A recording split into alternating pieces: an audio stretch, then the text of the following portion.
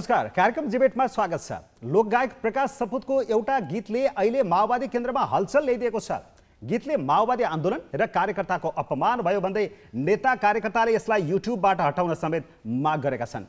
वास्तविकता माओवादी आन्दोलन अस्तव्यस्त छ। कार्यकर्ता मात्र होइन, नेताहरू पनि छिन्न भिन्न छन्। सिङ्गो माओवादीलाई अध्यक्ष पुष्पकमल दाहालले एमालेमा मिलाएर पार्टी नै विघटन गर्न पनि भ्याइसकेका हुन्। अहिले एउटा गीतसँग यो पार्टी भयभीत देखिन्छ। माओवादी आन्दोलनको जग किन यति कमजोर भयो? सशस्त्र आन्दोलन हाकेका धेरै नेताले किन दाहालको साथ छाडे?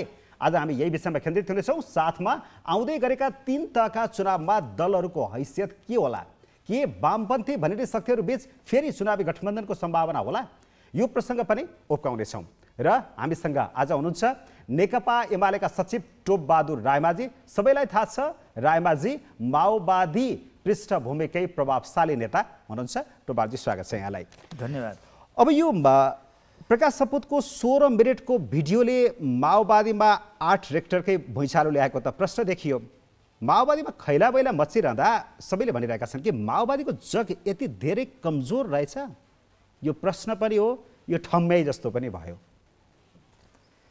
डकुमेन्ट्री फिल्म मिडिया भनेका समाजका ऐना हुन्। त्यसबाट हामीले शिक्षा लिएर हाम्रा राम्रा कामहरूलाई हामीले प्रोत्साहन गर्ने, कमजोरी भएका रहेछन् भने त्यसलाई हामीले करेक्सन गर्ने। त्यो चाहिँ नि वास्तवमा एउटा चाहिँ नि राजनीति गर्ने व्यक्ति र समूहले, पार्टीहरूले त्यसलाई चाहिँ शिक्षा लिनुपर्छ, नेताहरूले। जहाँसम्म प्रकाश सपुतले जुन किसिमको डकुमेन्ट्री चाहिँ नि अगाडि बढाइनु भएको छ, हामीलाई लाग्छ कि यसलाई हामीले सम्मान गर्नुपर्छ। यदि हामीबाट त्यस्ता किसिमका विकृति विसङ्गति जन्मिने खालका परिस्थिति या चाहिँ नि बाध्यात्मक होस् या जे कारणले भए पनि त्यो हो भनेदेखि त्यसबाट शिक्षा लिएर के कारणले पैदा भयो, हाम्रो केही कमजोरीको कारणले त होइन भनेर त्यसलाई करेक्सन गर्नको लागि धेरै चाहिँ ठुलो एउटा शिक्षा मिल्छ, त्यसले मद्दत गर्छ भन्ने लाग्छ। जो मान्छे कमजोर हुन्छ, जसले गल्ती गरेको हुन्छ, त्यो तर्सित भएर त्यसबाट आतङ्कित भएर त्यसलाई विरोध गर्छ। हामीले त के छ भनेदेखि हाम्रो देशमा राष्ट्रमा त्यस्ता किसिमका चाहिँ नि देह व्यापार गर्ने अनेक किसिमका गतिविधि त भइरहेछन्। त्यो चाहिँ नि डकुमेन्ट्रीले, फिल्मले या मिडियाले त्यसलाई ल्याइदियो भनेदेखि त्यसबाट सचिव त्यो हुन नदिनको लागि कस्ता कस्ता योजनाहरू कार्यक्रम बनाउनुपर्छ भनेर हामीले त्यसलाई त शिक्षा लिएर अगाडि बढ्नुपर्छ नेताहरूले, पार्टीहरूले। अब पार्टी कम्युनिस्ट पार्टीभित्र या माओवादीभित्र पनि त्यस्ता कमजोरी भएछन्, के कारणले त्यस्ता पैदा भयो, हुन् या नहुन्, त्यसलाई हामीले त्यसबाट त झन् सम्मान गर्नुपर्नेमा त्यसबाट आत्तिनु नपर्ने, त्यसको विरोध गर्नुपर्ने कुनै जरुरी ठाँदिन। त्यस कारण त्यसलाई त हामीले सम्मान गर्नुपर्छ। तर विरोध नै बढी भयो नि। केही भातृ सङ्गठनहरू, केही नेताहरूले त युट्युबबाट हटाउ त्यो भिडियो, हाम्रो आन्दोलनका कार्यकर्ताको घोर अपमान भयो भन्दै हुनुहुन्छ। त्यसबाट अपमान होइन, त्यसलाई त हामीले यदि गल्ती भएर चाहिँ करेक्सन गर्ने, यदि चाहिँ त्यस्तो समस्या छ भनेदेखि अध्ययन अनुसन्धान गर्ने, अथवा त्यो गल्ती भएको त्यस्ता कमजोरी भएर छन् त्यतातिर भइरहेछ भनेदेखि त्यस के कारणले भयो भन्ने कुरा हामीले अध्ययन अनुसन्धान गर्ने। मेरो विचारमा के छ भनेदेखि माओवादीले यही कुरा बुझ्न नसकेको कारणले त्यो चाहिँ ओह्रालो लगाइरहेछ, त्यो पतनको दिशातिर गइरहेछ। त्यो चाहिँ वास्तवमा त्यसले आफ्नो शक्तिलाई, आफ्नो चाहिँ उपलब्धिलाई त्यसले बचाउन सकिरहेको छैन र त्यसले चाहिँ के छ भनेदेखि त्यो एउटा पतनको दिशातिर गइरहेको छ। भनेपछि प्रकाश सपुतले गीत मार्फत भन्न खोजेको कुरा ठिक छ, सही हो, वास्तविकता हो, त्यो यथार्थ हो होइन? त्यसले भनेर त्यसले सचेत बनाउँछ नि त। कमजोरी भए अथवा त्यस्तातिर गइरहेछ भने त्यसको चाहिँ नि करेक्सन गर्न, त्यसलाई सच्याउन अथवा त्यता हुन नदिनको लागि योजना बनाउन त्यसले मद्दत मिल्छ। यदि त्यसले चाहिँ नि त्यो रहेनछ भनेदेखि भोलिका दिनहरूमा त्यसले फेरि सतर्क बनाउँछ। त्यस्तो आउने सम्भावना हुनुपर्ने, आक्रामक हुनुपर्ने, अवस्था छैन, केही जरुरी छैन। बरु सिक्नु पर्यो, पाठ सिक्नु पर्यो। अब ती गायकले त्यो गीत मार्फत माओवादी आन्दोलन र कार्यकर्ताको जति चिन्ता र पीर गरेका छन्, त्यो आन्दोलन हाकेको एकजना नेता टोपबहादुर रायमाझी, उसलाई पनि त्यत्तिकै पीर लागेको छ माओवादी आन्दोलन यसरी ओह्रालो लाग्दा, विघटनको मुखतिर जाँदाखेरि? एकदम चिन्ता लागेको छ, एकदम बडा चाहिँ संवेदनशील भएको छु म। किनभनेदेखि हामीले यद्यपि चाहिँ जनयुद्ध कालमा त्यसमा विकृति विसङ्गतिहरू थिए, हामी त्यसको विरुद्धमा लड्यौँ। एक हदसम्म हामीले त्यसलाई करेक्सन गर्दै पनि अगाडि गयौँ, गलत हुन नदिनको लागि। त्यसभित्र थिए समस्याहरू, थिए अनेक प्रकारका समस्याहरू थिए, विसङ्गति र विकृतिहरू पनि त्यहाँ देखा पर्न खोजेका थिए। त्यसलाई हामीले धेरै हदसम्म हामीले त्यसलाई रोक्न सफल भयौँ र हामी शान्ति प्रक्रियामा आइसकेपछि एउटा चाहिँ माओवादी आन्दोलनले जुन किसिमको देशको परिवर्तनमा जो योगदान गर्यो त्यसको हामीले सम्मान गर्नुपर्दछ। अब राजनीतिक क्रान्ति एक हदसम्म अन्त्य भयो हैन र हामीले व्यवस्थामा परिवर्तन ल्यायौँ, हामीले राजनीतिक एजेन्डामा परिवर्तन ल्यायौँ, संविधानमा जनताको संविधानमा हामीले परिवर्तन ल्यायौँ भनिसकेपछि अबको एजेन्डा भनेको अथवा कार्यदिशा भन्नुहोस् या लक्ष्य भन्नुहोस् अब वास्तवमादेखि क्रान्ति गर्नुपर्ने अथवा हतियार बोकेर हिँड्नुपर्ने होइन। अबको एजेन्डा टार्गेट भनेको विकास र समृद्धि हो। अब विकास र समृद्धिमा जाँदा हाम्रो लक्ष्य नै फरक भयो। त्यस कारणले लक्ष्य परिवर्तन भइसकेपछि मैले भन्दैछु जनयुद्ध कालले जन्माएको चिज र प्राप्त गरेको उपलब्धि चाहे साङ्गठनिक रूपमा चाहे जनाधारको रूपमा होस् चाहे राजनीतिक रूपमा होस् हर हिसाबले जो परिवर्तन आयो त्यो परिवर्तन र त्यो शक्तिलाई हामीले बचाउनु पर्थ्यो। माओवादीले त्यो शक्तिलाई बचाउन सकेन। जनयुद्धमा होमिएका त्याग तपस्या बलिदान गरेका इतिहास बोकेका योगदान गरेका त्यस्ता चाहिँ हजारौँ हजार कार्यकर्ताहरू लाखौँ कार्यकर्ताहरू हजारौँ योद्धाहरू ती आज चाहिँ कुन पीडामा छन्। घाइते अपाङ्गदेखि शहीद परिवार बेपत्ता परिवारको तपाईँले बेलामुकामा विभिन्न मिडियामा आइरहन्छ नि उनको स्थिति कस्तो छ।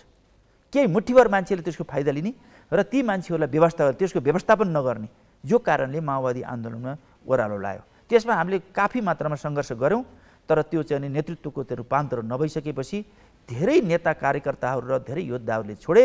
त्यो एउटा गुटमा एउटा समूहमा मात्रै त्यो परिणत भयो। हुँदाहुँदै गएर चाहिँ आफ्नो विचार छोडेर त्यो प्रतिपक्ष आफ्नो दुश्मन शक्तिको पुच्छर बन्न पर्ने स्थिति आयो।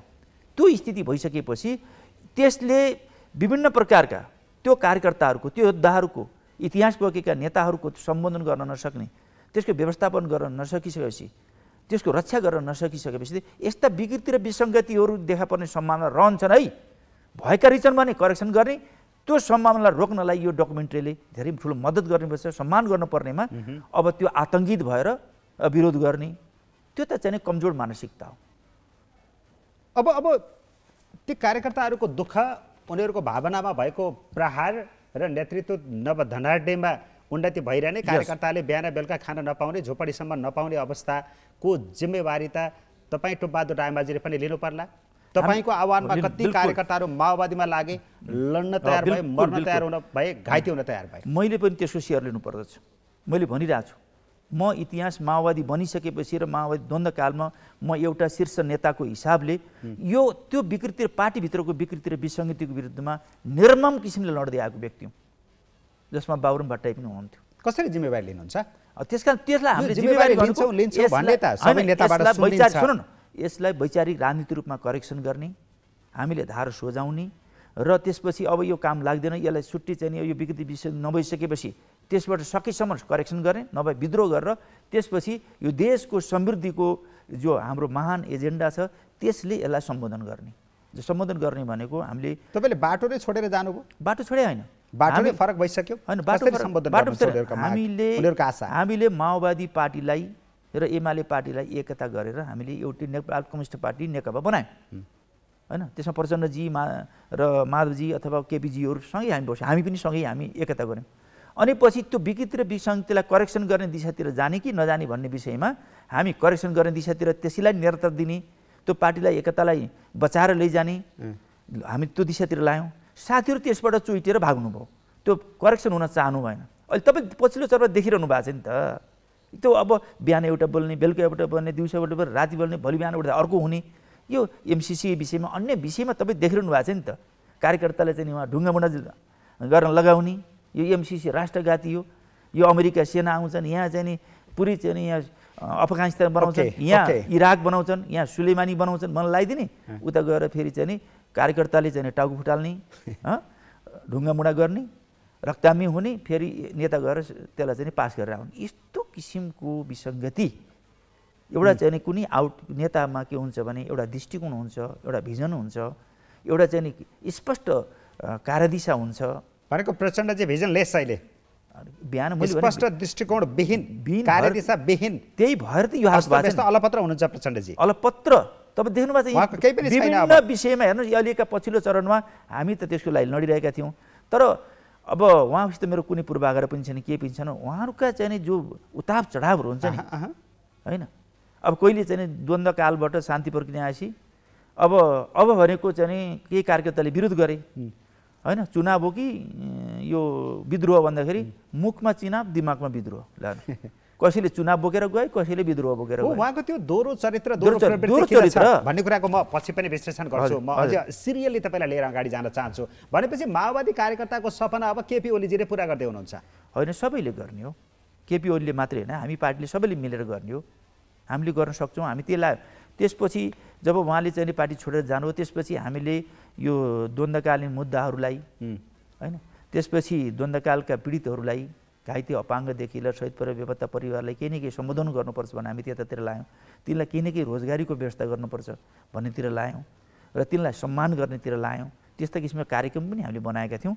तर फेरि अब त्यो हुन्छ कि भनेर फेरि चाहिँ सरकार ढाल्नेतिर लाग्नु भएन।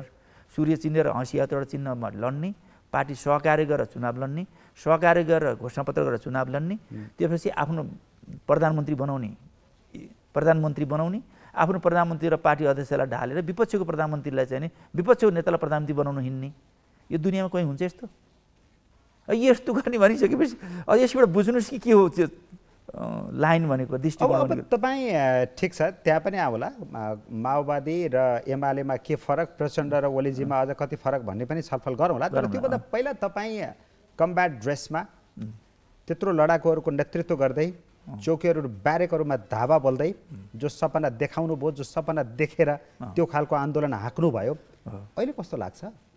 अहिले हामीले जे सोचेर चाहिँ व्यवस्था परिवर्तन गऱ्यौँ त्यो एउटा नेपालकै इतिहासमा विश्वलाई पनि एउटा प्रभावकारी प्रकारको एउटा त्यो विद्रोह थियो, आन्दोलन थियो, क्रान्ति थियो र हामीले राज्य व्यवस्थामा परिवर्तन गऱ्यौँ, राजनीति एजेन्डामा परिवर्तन गऱ्यौँ, हामीले संविधानमा परिवर्तन ल्यायौँ, जनताका अधिकारहरू संविधानमा संस्थागत हुन्। यो सानो चुन्नी त्यो पनि हाम्रो जीवनकालमा त्यो मामुली उपलब्धि होस् लाग्दैन। अबको एजेन्डा भनेको त राजनीतिक क्रान्तिको एक हदसम्म अन्त्य भयो, एक हदसम्म भनेको त्यो आन्दोलनप्रति गर्व छ, गर्व गर्नुपर्छ। तर तपाईँले छोडेका कार्यकर्ता अपाङ्ग, घाइते, जो शहीद परिवारको बिचल्ली छ, बेपत्ता परिवारको बिचल्ली छ, त्यो सम्झिँदा कस्तो लाग्छ भनेको मैले? त्यसपछि दुःख लाग्छ। त्यसपछि त्यो पार्टी ओह्रालो लाग्न थाल्यो, त्यसलाई व्यवस्थापन भएन, त्यसभित्र चाहिँ आन्तरिक जनवादको अभ्यास भएन र त्यसपछि राष्ट्र र जनताप्रति त्यो जिम्मेवार बोध भएन। नेतालाई चाहिँ फाइदा हुने र आफ्नो गुटलाई फाइदा हुने र आफ्ना परिवारका वरिपरि र आफ्ना केही झुन्डमुन्डका अगाडि पछाडि दौड्ने कुरा भयो। त्यो इतिहास बोकेका पैसा कमाउन थाल्यो, नव सामन्त बन्न थाल्यो, नव धनाढ्य बन्न थाल्यो। त्यसमा प्रचण्ड मात्रै होइन, टोपबहादुर रायमाझी लगायतका सबै नेताहरू पर्नुभयो फेरि। होइन, अब कति परे कति परेनन् भन्नेको त्यसको अनुसन्धान गर्न जरुरी छ जस्तो लाग्छ। अनि कसले इमान्दारीपूर्वक काम गर्यो, राष्ट्रप्रति, जनताप्रति, विकासप्रति, समृद्धिप्रति, कार्यकर्ताको व्यवस्थापनप्रति, योद्धाहरूको चाहिँ सम्बोधन गर्ने, घाइते अपाङ्गहरूको सम्बोधन गर्ने, शहीद परिवार बेपत्ता परिवारहरूलाई सम्बोधन गर्ने मामलामा, तिनको व्यवस्थापन गर्ने मामलामा हाम्रा कति कमजोरी, हामीले बारम्बार त्यो विषयमा कुरा उठायौँ। नेतृत्वबाट सुनाइ भएन, नेतृत्व आन्तरिक जनवादको पनि त्यहाँ चाहिँ कुनै अभ्यास भएन होइन। तपाईँ देख्नुहुन्छ नि अन्य पार्टीमा काङ्ग्रेस छ, कमसेकम तुलनात्मक रूपले त्यो विषयमा। अन्त आन्तरिक जनवाद केपी ओलीको पार्टीमा छ, एमालेमा छ? तुलना रूपले त त्यहाँ त के छ, पार्टी चुनाव लड्ने देख्नु भएको छ नि। अहिले चाहिँ तपाईँको 10औं राष्ट्रिय महाधिवेशन भन्नुहोस्, अहिले चाहिँ कमसेकम त्यहाँ चाहिँ चुनाव लडेर चाहिँ प्रतिस्पर्धा गरेर एउटा चाहिँ नेतृत्व त चयन भयो। कम्तीमा चौतर्फी विरोधका बावजुद भए पनि त्यहाँ कमसेकम विरोध त हुन्छ, पार्टीमा अन्तर्विरोध हुन्छन्, तर पनि त त्यहाँ चुनाव लडेर नेतृत्वको निर्माण भयो होइन। भीम रावलजी चाहिँ केपी शर्मा ओली के अरे केपीजीको ओलीको नेतृत्वमा के अरे विरुद्धमा प्रतिस्पर्धा गर्नुभयो, उहाँ हार्नुभयो। अब प्रचण्डको विरोधमा कोही चाहिँ त्यहाँ प्रतिस्पर्धा आँट गर्न नसके, त्यो प्रचण्ड कम्पनी मात्रै त होइन नि त। मान्ने नमान्ने तपाईँ विराटसँग लडेको तपाईँहरू, तपाईँलाई मैले भन्छु हामी आँट नगरे होइन, तपाईँहरू होनहार नेताहरू, समकक्षी नेताहरू हुनुहुन्थ्यो। तपाईँहरूले प्रचण्डजीहरूलाई अब बस्नु स्थानको लाग्नुहोस्, हामी पार्टी चलाउँछौँ, यो आन्दोलन हामी आँक्छौँ भन्नु पर्ने थियो नि त। अब त्यत्रो रगत देखाएर पार्टीमा चाहिँ नि सबै योद्धाहरू सारा चिजहरू प्यासी भइसके, चुन्नमुन्नहरूको चाहिँ एउटा समूहमा बदलियो। हामी विराटनगर राष्ट्रिय अधिवेशन गरेका थियौँ। हामीले के भन्यो भने उहाँले चाहिँ नि लिस्ट बनाएर चाहिँ प्रतिनिधि बोलाउनु भएको थियो होइन। 2072 सालतिर हो लिस्ट बनाएर प्रतिनिधि बोलाउनु भएको थियो। त्यसपछि प्रतिनिधिमा राजनीतिक प्रतिनिधि सधैँ कर्मकाण्डी कामहरू गरियो। नेतृत्व चुन्ने बेलामा उहाँले लिस्ट बनाउनु भयो। लिस्ट बनाएपछि यो कुरालाई पास गर्नु पर्यो भने हामीले के भने सहमति गरौँ या त प्रतिस्पर्धा जाउँ, चुनाव गरौँ तपाईँले बोलाएका चाहिँ प्रतिनिधिहरू छन्, तपाईँले जित्नु होला, तर सिस्टम बसालौँ, चुनाव गरौँ भन्दा उहाँले मान्नु भएन। नमानिसकेपछि त्यो अहिलेसम्म पनि छैन। नमानिसकेपछि हामी विराटनगरको अधिवेशनलाई बहिष्कार गरेर आयौँ, बहिष्कार काठमाडौँ फर्क्यौँ। अब त छिन्न मिन्न भयो, नेतृत्वै चयन भएन। त्यसपछि उहाँले के गर्नु भने तिनै प्रतिनिधि बोलाएर, चुन्नमुन्नहरू त्यो आफूले लिस्ट बनाएको प्रतिनिधि बोलाएर सबै उम्मेदवार, सबै प्रतिनिधि, राष्ट्रिय सम्मेलनका सबै प्रतिनिधिहरू उम्मेदवार सबैले सबैलाई भोट हाल्ने भन्ने एउटा लिस्ट बनाएर उहाँले दिनुभयो। त्यही लिस्ट बनाएर उहाँले चाहिँ आफू अध्यक्ष हुनुभयो र त्यसपछि बाबुराम भट्टराईलाई सायद उपाध्यक्ष हो कि हो, मलाई पोस्टबहादुर बोगटीलाई महासचिव, म पहिलो सचिव, यस्तै यस्तै गरेर उहाँले बनाउनु भयो। पछि तपाईँले नेतृत्व किन खोज्न सक्नु भएन भन्ने मेरो सिधा प्रश्न थियो, अथवा तपाईँहरू किन हार्नुभयो प्रचण्डजीसँग? हामीले सुन्नु न, हामीले नसकेका कुरा के हो भने हामी वैचारिक राजनीति र सिस्टमको लागि लड्यौँ, तर चाहिँ उहाँले चाहिँ जबरजस्ती अब कि छोडेर हिँड्नुपर्ने स्थिति आयो कि जबरजस्ती उहाँले त्यो कुरा थुपारिरहनुहुन्छ। भनेको उहाँलाई किनारामा राख्न, थन्काउन अथवा नेतृत्वबाट तल आएर बसिदिनुहोस्, हामीले पार्टीको कमान्ड सम्हाल्छौँ भन्न सक्ने अवस्था भएन। शक्तिमा उहाँ नै रहिरहनु भयो। तपाईँको शक्तिले काम गर्न सकेन। हाम्रो शक्तिले काम गर्न सकेन चाहिँ भनौँ अब, होइन? हामी त्यस कारणले एउटा सबै छोड्दै जान थाले। मेरो कुरा सुन्नुहोस् न, सबै त्यस कारणले साथीहरू तोकेको सिस्टम बसाल्न नसकिसकेपछि साथीहरू उहाँको गुरु मोहन वैद्य छोड्नुभयो, उहाँको विप्लव उहाँको चेलो छोड्नुभयो, त्यस्ता धेरै साथीहरूले छोड्नुभयो, बाबुराम भट्टराईले छोड्नुभयो, गोपाल किराँती लगायतका धेरै हजारौँ नेता कार्यकर्ताहरू र सुपेन्द्र विष्ट, गोपाल किराँती, कति छोड्नुभयो, लेखराज भट्ट, प्रभु शाह, तपाईँ हुनुभयो, होइन, मणि थापा, बादल, सबै छोडेको लामो भयो, धेरै लामै श्रृङ्खला मैले भनिसकेँ। त्यस कारणले त्यो भइसकेपछि अब यो पार्टी ओह्रालो लाग्यो, अब काम लाग्दिन, अहिले पनि नेतृत्व चुन्न सकिरहनु भएको छैन, होइन? यस्तो खालको स्थिति छ र यसले देश र जनताको लागि, विकास र समृद्धिको लागि योगदान गर्ने भन्दाखेरि त्यो पतनको दिशा जान थाल्यो भनेपछि पार्टी एकता गरेर उहाँलाई पनि बचाउनु खोजे हो।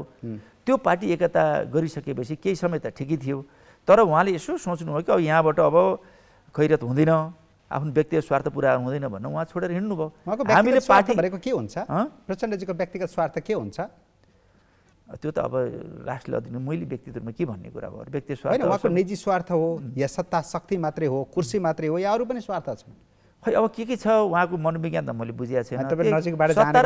सत्ता र स्वार्थ नि हो, सत्ताको स्वार्थ, शक्तिको स्वार्थ, सत्ता र शक्तिको स्वार्थ नि हो जस्तो लाग्छ। अरू त के हुन्छ र? खै भनेपछि यो अलपत्र आन्दोलन, अलपत्र कार्यकर्ता, यिनीहरूलाई देख्दाखेरि हामी त्यसरी लड्नु, मार्नु, मर्न लगाउनु चाहिँ गल्ती थियो भनेर पछुतो कहिले कहिले हुन्छ कि हुँदैन? अब यो एमालेमा आइसकेपछि होइन त्यस्तो बाटोबाट अब त्यो अहिले पनि मलाई के विश्वास छ भनेदेखि त्यो गरेर नै सामन्ती निरङ्कुश राजाको व्यवस्थाका त्यो सबै अवयवहरू चाहिँ जरा काट्नको लागि यसले ठुलो मद्दत गरेर देशमा सङ्घीय गणतन्त्र ल्याउन, राजतन्त्र फाल्नको लागि यसले आधारभूमिको रूपमा कामहरू धेरै महत्त्वपूर्ण भूमिका खेल्यो भन्ने नै लाग्छ। त्यसमा केही पछुतो छैन, बिल्कुल छैन। जे गऱ्यौँ हामीले त्यसभित्र कोही विकृति विसङ्गति थिए, त्यसलाई करेक्सन गर्नको लागि हामी स्ट्रगल गऱ्यौँ, निर्मम रूपमा गऱ्यौँ। त्यसमा केही विकृति विसङ्गतिहरूलाई कमी गर्नको लागि पनि हामीले चाहिँ योगदान गऱ्यौँ, होइन? हामीले योगदान नगरेको भए सायद त्यतिखेरै त्यो पतनको दिशातिर, द्वन्द्वकालमै पतनको दिशातिर पनि जान्थ्यो होला सायद, त्यो मलाई लाग्छ। तर हामीलाई त्यसमा कुनै पश्चाताप छैन। र त्यसपछि शान्ति प्रक्रिया आएपछि जति चाहिँ यो परिवर्तनलाई संस्थागत गर्ने र अनि पछि कार्यकर्ताहरू, नेताहरूको योगदान गरेका योद्धाहरूको व्यवस्थापन गर्ने, द्वन्द्व पीडितहरूको व्यवस्थापन गरेर त्यसलाई संरक्षण गरेर अगाडि बढ्नु पर्थ्यो, त्यो कुरा भएन। ओके, अब माओवादीको रापताप त सकिँदै गयो, ओह्रालो यात्रा त लाग्यो भनेर तपाईँले नै भन्नुभएको छ कि यो आन्दोलन नै विघटनको मुखमा छ, अर्थात् यो विघटन भइसकेको आन्दोलन हो? होइन, अब एजेन्डामा परिवर्तन भयो, लक्ष्यमा परिवर्तन भयो कि त्यति बेलासम्म ठिक छ। अब लक्ष्यमा परिवर्तन भनेको कार्यदिशामा परिवर्तन भयो।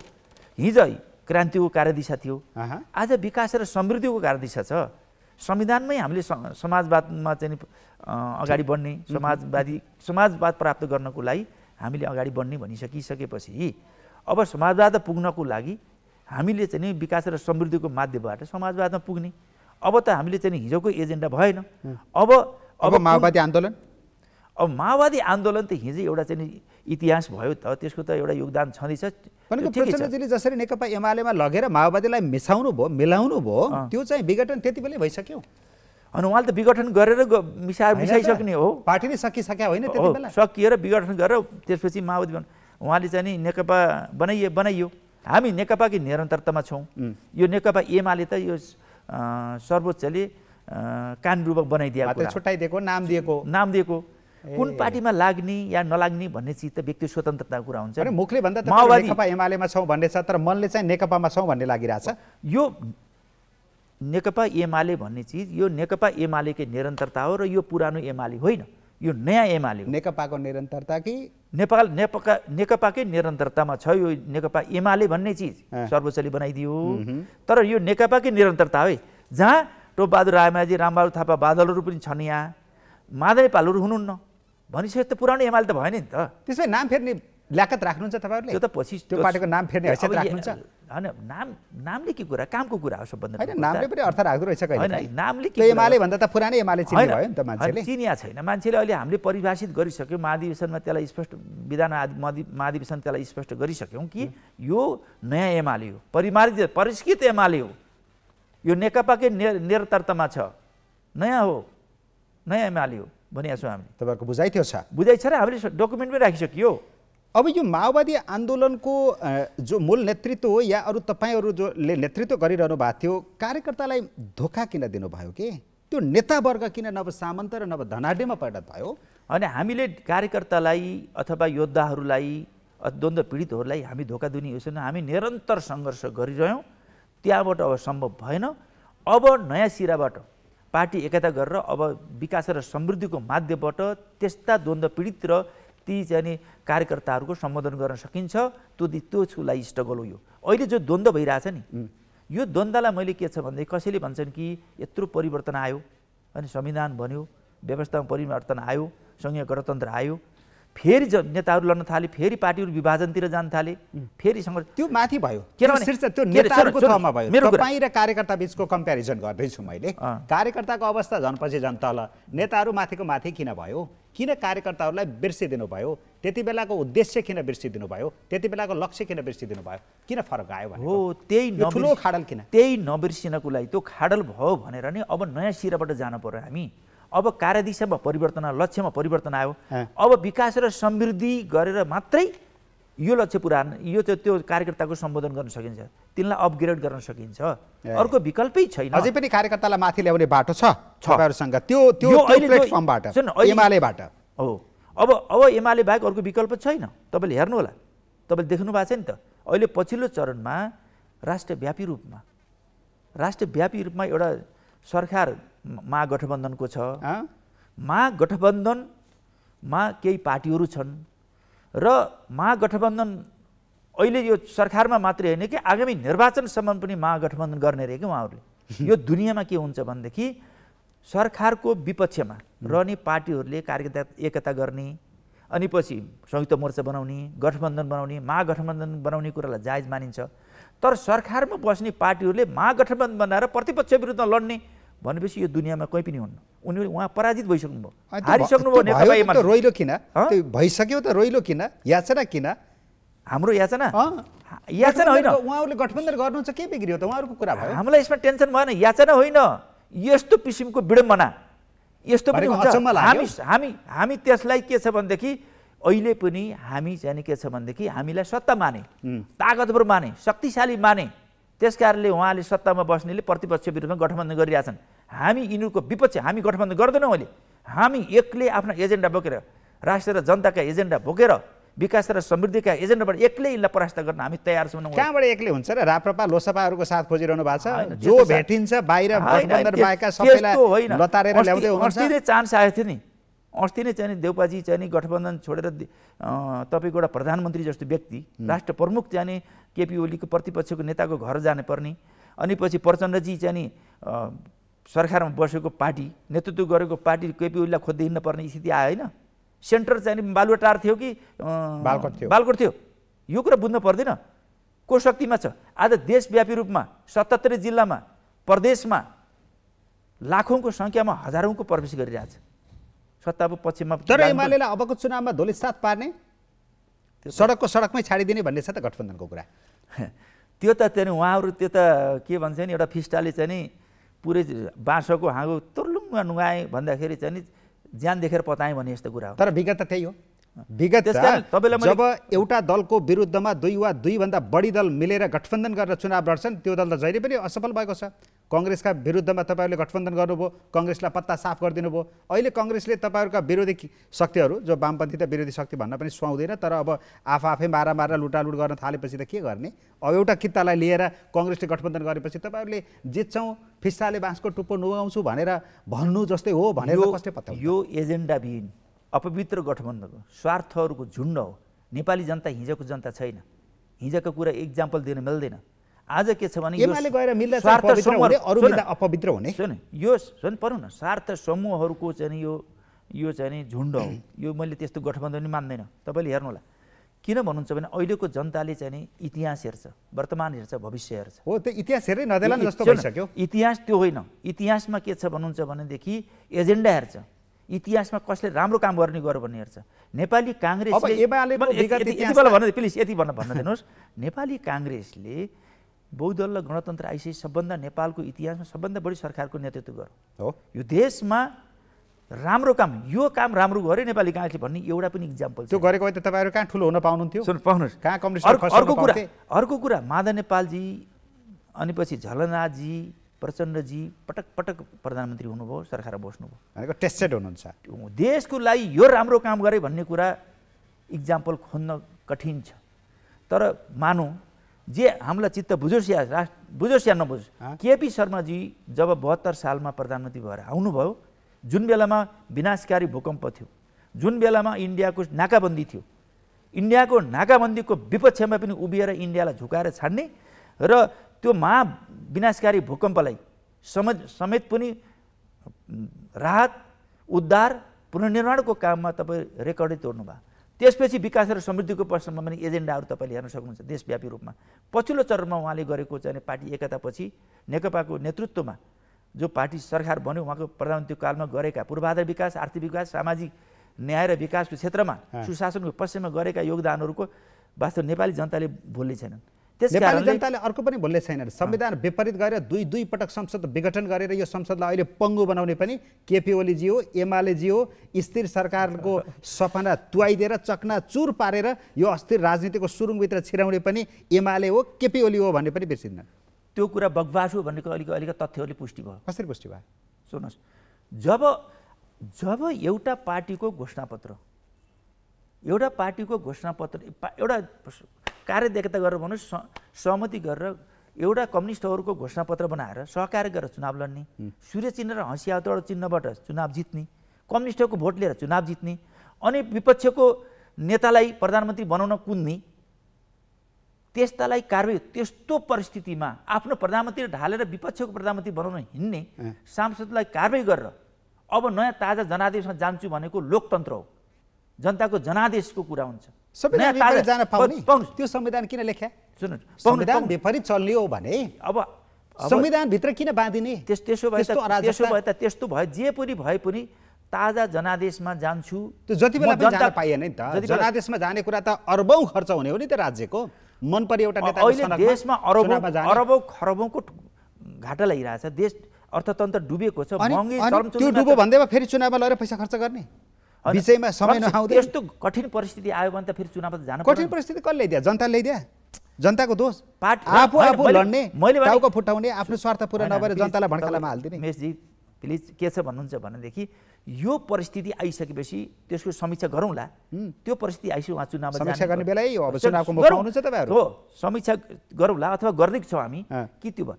अहिले आएर उहाँहरू चाहिँ फेरि चाहिँ के छ भने अर्ली इलेक्सनका कुराहरू गर्नु भएको छ। त्यो बाध्य पार्ने, संसद चल्नै नदिने, संसदको डेक चल्नै नदिने, पाइले सार्न नदिने, दिनकै गाछ नारा लगाछ। तिनै नेता आफ्नो प्रधानमन्त्रीलाई ढालेर चाहिँ विपक्षको प्रधानमन्त्री विपक्षको एजेन्डामा एउटा घोषणापत्रमा चुनाव लड्ने, विपक्षको घोषणापत्रमा चाहिँ प्रधानमन्त्री मानेर आफ्नो प्रधानमन्त्रीलाई ढालेर विपक्षको घोषणापत्रलाई स्वीकारेर उसको नेतृत्वमा सरकार बनाउन थालिसकेपछि त्यो त जनादेश त गयो सिद्धिएन। होइन, जनादेश त पार्टी नै फुटिसक्यो, पार्टीले फुटिसक्यो। उनीहरूले मानेको नेतृत्व जो केपी ओलीजी हुनुहुन्थ्यो, उहाँहरूप्रति उनीहरूलाई शङ्का लाग्यो, संविधान विरोधी गतिविधि गर्दैछ, व्यवस्था विरोधी गतिविधि गर्न थाल्यो भनेपछि त उनीहरूको तर्क के आयो भने संविधान बचाउन, व्यवस्था बचाउन भए पनि हामी कांग्रेससँग मिलेर भए पनि यसलाई जोगाउँछौँ भनेर लाग्यो नि त।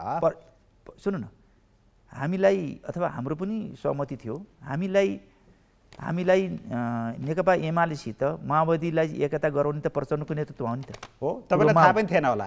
होइन, म त त्यसलाई त पहल गरेको मान्छे, पहलकर्ता हो। ए, थाहा छ। प्रचण्डलाई केपीजीलाई सबभन्दा पहिले मुख फेरेर पार्टी एकता गर्नुपर्छ भन्ने मान्छे म हो। प्रचण्डलाई कन्भिन्स गर्ने मान्छे हो। त्यसै के कारणले कन्भिन्स गरियो त्यो छोडिदिउँ अहिले। तर एकता गरिसकेपछि अब त्यसलाई त निरता दिनुपर्छ नि। उहाँ त छोडेर हिँड्नु भयो नि त। वामपन्थीको भोट लिएर चुनाव जित्ने, अनि पछि काङ्ग्रेस पछि लाएर हिँड्ने भइसकेपछि यसमा तर्क वितर्क म अर्को मैले एउटा पोइन्ट भन्छु र, त्यसपछि हामी त्यही प्रचण्डले छोडेको पार्टी एकता गरेको ठाउँमा हामी निरन्तर छौँ। त्यही केपी ओलीलाई पार्टी अध्यक्ष र प्रधानमन्त्री जो प्रचण्डले बनाउनु भयो त्यही हामी निरन्तरतामा बसिरह्यौँ होइन। अनि त्यसो गर्दा हाम्रो संसद जाने, अनि प्रचण्डजीले त्यो पार्टी छोडेर अर्को चाहिँ नि तपाईँको विपक्षको नेतालाई आफ्नो प्रधानमन्त्री ढालेर प्रधानमन्त्री बनाउँदा त्यस्ता सांसदलाई, त्यो चाहिँ माधव नेपालजीको चाहिँ 14जना सांसदलाई कार्यान्वयन गर्ने हाम्रो सभामुखले रातारात चाहिँ सूचना टाँसिदिने, अनि उनीहरूलाई 14जना सांसदहरूलाई चाहिँ उनलाई चाहिँ अहिलेसम्म सूचना टाँसिदिने काम गरेको छैन। ल भन्नुहोस् कि यो कस्तो प्रकारको यो विषयमा बहस तपाईँसँग फेरि पनि गर्छौँ, समय आउँदैछ। अझ अलिकन मैले तपाईँलाई फ्ल्यासब्याकमा पनि लाँदैछु, माओवादी आन्दोलनको फ्ल्यासब्याकमा र अहिलेको समसामयिक राजनीतिमा पनि मिक्सअप गरेर कुरा गरिरहेको छु। प्रचण्डजीको थोरै विश्लेषण गर्ने समय दिन्छु तपाईँलाई मैले। प्रचण्डजी आन्दोलनको त कुशल नेतृत्वकर्ताका रूपमा मानिन्थ्यो, तपाईँहरूले पनि मान्नुभयो, सर्वोच्च कमान्डरै बनाउनु भयो उहाँलाई। तर शान्ति प्रक्रियामा आइसकेपछि उहाँ किन फेलर हुनुभयो? त्यत्रो आन्दोलनको नेतृत्व गरेको मान्छे होइन। कुरो के थियो भने द्वन्द्वकालमा पनि उहाँको धेरै नै उतार चढाव थियो। उहाँको एउटा सिधा स्टेट भिजन थिएन। कहिले चाहिँ नि के छ भन्छ भने अब दरबारीसित मिलेर चाहिँ नि भारतसित लड्नुपर्छ र भारतलाई सिद्धाउनुपर्छ र बोर्डरमा गएर चाहिँ सुरुङ खन्नुपर्छ, सुरुङ युद्ध गर्नुपर्छ भनेर लाग्नुभयो। सुरुङ खन्डियो पनि तपाईँलाई थाहा छ नि, बङ्कर खन्दी हिँड्यो, अलि पनि खाल्टा होलान्। अब कहिले फेरि होइन दलसित मिलेर राजा फाल्नुपर्छ भन्ने विषयमा उहाँको त्यो हाम्रो कुरा श्रृङ्खलाबद्ध हुने हाम्रो के थियो भनेदेखि हामीले दलसित मिलेर राजा फाल्ने एकमात्र टार्गेट गर्ने पुष्पबालको लाइन ठिक छ भन्ने हाम्रो थियो, र त्यसमा लड्दै उहाँलाई जतिसुकै उतार चढाएर जतिसुकै विचलन आए पनि हामीले त्यसमा सङ्घर्ष गरेर त्यो ठाउँमा ल्याएकै हो। त्यो घटनाक्रमहरू थुप्रै छ। भनेको उहाँको चाहना चाहिँ दरबारसँग मिलेरै संसदवादी दलका विरुद्ध लड्ने अथवा कहिले चाहिँ नि संसदवादी दलसित मिलेर राजा फाल्ने लाइनमा आउने, कहिले राजासित दरबारीसित मिलेर चाहिँ नि फेरि संसदवादी दलहरूलाई बाइपास गर्ने, सुरुङ युद्ध गर्ने। उहाँ नै त्यस्तै हो, त्यति बेला पनि त्यसै गर्नुहुन्थ्यो। कहिले अब चाहिँ नि के छ भनेदेखि अब मुखमा चुनाव दिमागमा विद्रोह भन्ने यस्ता किसिमका भारतमा लुग्ने या नेपालमा सुरुङ बनाउन लगाइदिने, यो अनेक किसिमका कुरा त्यति नजाउँ, त्यो सानो चाहिँ मैले पोलिटिकल कुरा मात्रै गर्छु। पोलिटिकल कुरा मलाई अझै जोड्न मन लाग्यो। टिका टिप्पणी मैले धेरै चाहिँ यस्तो किसिम वैचारिक रूपमा उहाँको उतार चढाव थियो, त्यसमा हामीले काफी मात्रामा सङ्घर्ष गऱ्यौँ र हामीले उहाँलाई चाहिँ डोराउँदै ल्यायौँ। उहाँको लाइन र उहाँको विचारसित मात्रै हामी दौडिरहेको भए यो आन्दोलन डुब्थ्यो, जनयुद्ध पनि डुब्थ्यो, पेरु जस्तो हुन्थ्यो, यो विसर्जनतिर जान्थ्यो। उति बेलै साइनीपातको गतिविधि हुन्थ्यो। त्यसपछि शान्ति प्रक्रियामा ल्याइयो, 12 बजी समय 19 दिने आन्दोलनबाट शान्ति प्रक्रियामा ल्याइसकेपछि पनि त्यही विचलन रहिरह्यो। कहिले चाहिँ नि अब राजधानी कब्जा गर्ने भनेर चाहिँ 6 दिने आम हडतालको कुरा देखिहाल्नु भयो। जनविद्रोहकै कहिले विद्रोह, कहिले चुनाव, कहिले विरुद्ध होइन। अब कहिले ढुङ्गामुढाको लाग्ने, कहिले एमसीसीको विरुद्धमा ढुङ्गामुढा लाग्ने, कहिले यिनी श्रृङ्खला अहिले पनि त्यो जगजाहेर छन्, देखिरहेका छन् उहाँको उतार चढाव। भनेको उहाँको यही दोधारे चरित्र असफल पार्यो र सिङ्गो माओवादी केन्द्र नै असफल भयो।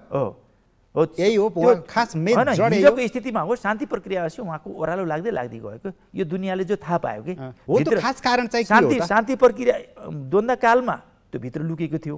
हामीले अनुशासित रूपमा त्यो कुरा प्रतिबद्ध भएर बाहिर नगइकन भित्री रूपमा मात्रै स्ट्रगल गर्यो, इनर स्ट्रगल चलाइयो। तर चाहिँ बाहिर यहाँ शान्ति प्रक्रिया त बाहिर एक्सपोज भयो नि त, छरपष्टी भयो नि त, सबैले उहाँलाई चिने। त्यसपछि चाहिँ ओह्रालो लाग्दियो। यो त यथार्थ कुरा हो नि, यो त तथ्यले बताउँछ। जुन नेता तपाईँले बुझ्नुपर्ने, हामीले दुनियाँले बुझ्नुपर्ने, जुन नेता आफ्नो शक्तिलाई जति शक्ति छ त्यसभन्दा वृद्धि गर्छ।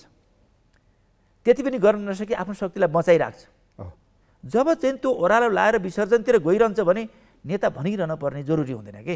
64 सालमा जनताले त्यति ठुलो पहिलो पार्टी 70 सालमा 70 सालमा भारी मत दिएको 70 सालमा तेस्रो पार्टी गएको चुनावमा यदि एमालेसित मिल्दैछ भने लास्ट पार्टी हुने स्थिति 74 मा भनिसकेपछि अब त्यो त बुझ्न पर्यो नि। अहिले त त्यसभन्दा पनि खस्किँदै गइरहेछ। अब त हुँदाहुँदै गएर कम्युनिस्टको एकता होइन कि उहाँ काङ्ग्रेसको पुच्छर बनेर अब अहिलेको भविष्य के होला त? अब त्यही अब अलिअलि त्यो गठबन्धनले बचायो भने बचाउला, जे कष्टमा पनि उहाँहरू गठबन्धन नछोड्ने। यो त आफ्नो दुश्मन शक्ति नेपाली काङ्ग्रेसलाई प्रचण्डजीहरूले अथवा चाहिँ माओवादी नाम गरेको पार्टीले के भन्छ भने दलाल पुँजीपति वर्गको पार्टी भन्छ। कहिले काहीँ एउटा संयुक्त मोर्चा या कार्यकर्ता हुनसक्छ, तर सत्ताको लागि आन्दोलन नै काङ्ग्रेसका विरुद्धमा, राजावादीका विरुद्धमा, दक्षिणपन्थी विरुद्धमा भनेर गरे होइन त? अहिले त्यही काङ्ग्रेसको एजेन्डामा प्रतिपक्षको विरुद्धमा चाहिँ के छ भने महागठबन्धन भनेर हिँडिरहनु भएको छ। अनि के होला त माओवादी भविष्य? अब प्रचण्डजीले कहाँबाट चुनाव लड्नु होला, कहाँबाट जित्नु होला? बादलजी सबैभन्दा नजिकको मान्छे बादलजीले पनि छोड्नु भएको छ उहाँलाई। चितवनमै उहाँहरू दुईजनाको भिडन्त हुने स्थिति पनि देखिन्छ भनिन्छ। यो उहाँ कहाँबाट चुनाव लड्नुहुन्छ, के गर्नुहुन्छ उहाँलाई सुन्दा हुन्छ। तर कुरो के छ भने यो तर चुनाव त जसरी पनि जिताएर ल्याइदिन्छौँ संसदको सौन्दर्यताका लागि भनेर शेखर कोइरालाजीहरूले भनिसक्नु भएको छ, भनिरहनु भएको छ। एक दुईजनालाई जिताइदिनु होला होइन। अब सबैले त जिताउनु त काङ्ग्रेसलाई पनि त भाग दिनु पुग्दैन नि। अब छोरीलाई चाहिँ चितवनबाट चाहिँ मेयरमा जिताउँदा अहिले काङ्ग्रेसका कार्यकर्ताहरू कति भड्किया छन्। हामी केन्द्रको निर्णय भए पनि मान्दैनौँ, हामी यसले चाहिँ हाम्रो विचार पछाडि पर्यो भनेर उहाँ हाम्रो लाइन पछाडि पर्यो, काङ्ग्रेसले बदमासी गर्यो, बेकुबी गर्यो। तपाईँ भाषण सुनिरहनु दोस्रो तहका नेता या महामन्त्री लगायतका नेताहरू शेखर कोइराला संस्थापन नेतृत्वको पक्षले त गठबन्धन हुँदैन अब त्यसकारण भनिरहनु भएको छ। काङ्ग्रेसले आफ्नो एजेन्डामा उसको एजेन्डा के हो, राष्ट्रप्रतिको जिम्मेवारी के हो, यिनीहरूको कमन मिनिमम एजेन्डा के भन्छ? न सरकारमा न यिनीहरूको कमन मिनिमम एजेन्डा छ, न भोलि चुनावलाई हुनेवाला छ, केही हुनेवाला छैन। अब फरक विचार छ, फरक पार्टी छन् होइन, विपरीत पार्टीहरू छन्। लडेकै हो स्थानीय चुनावमा काङ्ग्रेससँग मिलेर प्रचण्डले लडेकै हो होइन। कुनै बेला एउटा सामान्य कार्यदेखता हुने कुरालाई जस्तो कि राजाको विरुद्धमा कार्य हुने कुरा एउटा कुरा हो। अब विकास र समृद्धिको एउटा ठुलो अभियान छ, महान एजेन्डा छ, कार्यदिशा छ, लक्ष्य छ। ओलीजीले पनि फासफुस पारिदिनु भयो नि त, जनता त फेरि त्यहाँ पनि देखिरहेछन् नि त। अनि ओलीजीका त उहाँहरू जानु भयो नि त। ओलीजीले त के छ भनेदेखि ल देउबाजी तपाईँ अगाडि बढ्नुहोस्, हाम्रो साथ हुन्छ भनिदिए भए त उहाँ त गएकी त थिए। तर उहाँलाई चाहिँ एमसिसीको भारी पनि वहीँ बोकाइदिनु हो। यो गठबन्धन, यो अपवित्र गठबन्धन त्यहीँ चलिरहोस्, हाम्रो एजेन्डा बोकेर, कम्युनिस्टको एजेन्डा। एमसिसीको भारी त एमालेले देउबाजीलाई र गठबन्धनलाई मात्रै बोकाएको छैन, आफूले पनि बोक्यो। एमसिसीको त घुमौरो पाराले समर्थन गर्यो, अनुमोदनमा नाराबाजी लगाए जस्तो गरेर समर्थन गर्यो, यो पनि जनताले बुझे। क्लियर होइन, त्यो त आफ्नो निरन्तरतामा छँदैछ नि। एमसिसीमा भोट हाल्न त गएन नि त, नगए पनि थाहा त भयो नि त जनतालाई। होइन त्यो यस्तो गर्नु यस्तो गर्छु भने यस्तो गरेर होइन, त्यो होइन कि हाम्रो त हामीलाई सिस्टममा ल्याऊ, हाम्रो आफ्नो एजेन्डा छन् भनेर जे बाहनामा भए पनि त चाहिँ हात त चोभेन नि त। पास त उनीहरूले गराए एउटा भन्ने ठाउँ यो रहेछ, स्वाभाविक त भएन नि त। त्यति हो त नि। ओके, अब एउटा कुरा टोपाजी, यो चाहिँ तपाईँले भन्नु पनि पर्छ, खुलाउनु पनि पर्छ। यो सधैँभरि यस्तो अवसर आउँदैन। तपाईँ जब शान्ति वार्ता गर्न माओवादी वार्ता टोलीको सदस्य भएर काठमाडौँ लगायतका विभिन्न ठाउँमा गएर वार्ता गर्नुहुन्थ्यो अर्को शक्तिसँग, प्रचण्डजीको अघिको दोधारे चरित्र, दोधारे प्रवृत्तिको कुरा गरिरहँदाखेरि कहिले राजासँग मिल्ने हो, कहिले संसदवादी दलसँग मिलेर राजा सकाउने हो भनिरहँदाखेरि तपाईँहरूलाई पनि राजावादी शक्तिसँग वा त्यति बेला धीरेन्द्रसँग वा वीरेन्द्रसँग कुरा गर्ने म्यान्डेट थियो, हेडक्वार्टरबाट कुरा गर्नुभएको थियो, वार्ता गर्नुभएको थियो केही? थिएन, त्यो भएन, कहिले भएन, कहिले पनि भएन। हाम्रो भएन। उहाँले व्यक्तिगत रूपमा भित्रभित्र के गर्नुभयो त्यो अर्को कुरा। यो पनि प्रश्न हो, प्रचण्डजीले भेट्नु भयो कि नै? त्यो उहाँलाई सोध्नुपर्छ, मलाई नसोध्नुहोस्। होइन, तपाईँलाई थाहा छ भने त भनिदिँदा त अब त के भयो र? होइन, म त्यो उहाँलाई चाहिँ सोद्धा हुन्छ होइन। त्यो चाहिँ अहिले चाहिँ जुन किसिमको कुरा आइरहेको छ नि त, त्यो 5 विधेयक सहमति, त्यो ढोरपाटनका कुराहरू आइरहेको छ नि, त्यो त उहाँलाई सोद्धा हुन्छ। अरूबाट तपाईँले अनुसन्धान गर्नुहोस्।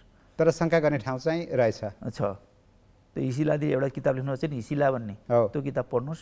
अस्ति केपीजीले एउटा चाहिँ राखिरहनु भएको छ नि, केपीले भन्नु नि, उहाँले 5 विधेयक सहमति भन्ने कुरा आइरह्यो नि, त्यसको अलि अनुसन्धान गर्नु होला, त्यसपछि थाहा हुन्छ। मैले अब अनुसन्धान गर्यो, भित्रसम्म गयो भने चिज निस्किन्छ। त्यो त तपाईँले अनुसन्धान गर्नुहोस् न भोलि भने नि, रेतो हात फर्किनु पर्दैन। त्यो त अनुसन्धान गर्नुहोस्, अनुसन्धानको कुरा हो। यही ऊ जस्तै हो कि यो प्रकाश सपुतको चाहिँ नि उयो अस्ति त्यसो पनि अनुसन्धान लाग्नुहोस् भन्ने मैले आज नि एकजना बयान महिलाले भन्दै थिइन् हो चाहिँ नि हिजो द्वन्द्वकालमा लडेका महिलाहरू ती वारियर योद्धाहरू अहिले चाहिँ नि यो के अरे यो राति राति गीत गाउने ठाउँ के भन्छ नि यो डान्स उसमा के भन्छ रोदी घरमा डान्सहरूमा छन् मैले देखेको छु भन्थेँ नि आज एकजना महिलाले त्यो अनुसन्धानमा राखेँ मैले त्यसलाई मैले अनुसन्धान राखेँ त्यस्तो हुन नदिनको लागि के गर्नुपर्छ भन्ने कुरा हामीले योगदान गर्नुपर्छ हामीले त्यस्तो हुन पनि सक्छ नि भइरहेको पनि सक्छ हुन सक्छ त्यसबाट हामीले सतर्क भएर नेपाली महिलाहरूमा भइरहेछ द्वन्द्वकालीन महिलाहरूमा नभयो होला ल द्वन्द्वकालीन महिलाहरू नभयो होला तर सतर्क त हुनु पर्यो नि यो त अन्ततः जगजाहेरकै कुरा हो नेपालका महिलाहरू त भइरहेछ नि अनि उनीहरूलाई पनि त जोगाउनु छ उनीहरूलाई पनि जोगाउनु छ उनीहरूलाई पनि त बचाउने कुरा हो उनीहरूलाई पनि बचाउने कुरा हो नि अर्को कुरा चाहिँ द्वन्द्वकालीन चाहिँ त्यो योद्धाहरू जसले पनि लाग्नुहुन्छ हो द्वन्द्वकालीन महिलाहरू जसले त्यत्रो योगदान गरे यो देशको परिवर्तनलाई त्याग तपस्या बलिदान गरे हैन त्यस्ता महिलाहरूलाई त्यो दिशातिर नजानको लागि त यो डकुमेन्ट्री त राम्रो काम गर्छ नि हामीले सचेत हुनको लागि अब एउटा प्रसङ्ग जोड्न मन लाग्यो प्रचण्डजी साह्रै मन नपर्ने अवस्था र केपीजी चाहिँ साँच्चै नेता यिनै रहेछन् है भन्ने अवस्था चाहिँ कहिले आयो तपाईँहरूलाई होइन प्रचण्डजी व्यक्तिगत रूपमा मन नपर्ने नेता होइन राजनीतिक रूपमा